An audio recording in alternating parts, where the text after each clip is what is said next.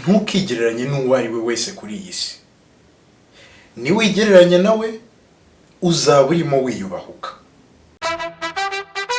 Ayo magambo yavuzwe na Bill Gates, umwe mu bakire bakomeye ku isi watangije uruganda rwa Microsoft.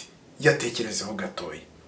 Ni kenshi ubyuka wareba ibyo abandi bagezeho bapostinga kuri mbuga nkoranyambaga, kuri status zabo, ukumva ntacyo uri cyo, ukumva witakarije icyizere.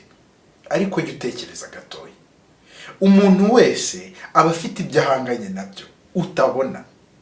Bimeze nkaho umuntu agenda agaca muri filime ndende ariko akakwereka agace gatoya, agace keza twakwita finale. Rero ntukigereranya n'ibyo ubona abandi bagezeho. Oya, imihangayiko yawe n'abandi bashobora kuba bayifite nubwo utabizi. Wowe ntukigereranya n'ibyiza ubona abandi bagezeho. Oya, jya ugerageza buri gihe uba wuriwe, kuko iyo buri gihe urimo wigereranya n'undi muntu utekereza ko ibyo yageze hari byiza kukurusha, ntubuze ibibazo ahanganye nabyo.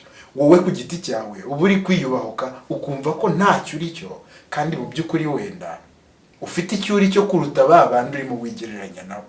Ntukigereranye n'umuntu n'umwe. Wowe urihagije, uri umuntu ukomeye wowe ku giti cyawe. Jya ugerageza uba wuriwe, ntiwigereranye na runaka cyangwa runaka ukurikije ibyo ubona ko wowe bo bageze.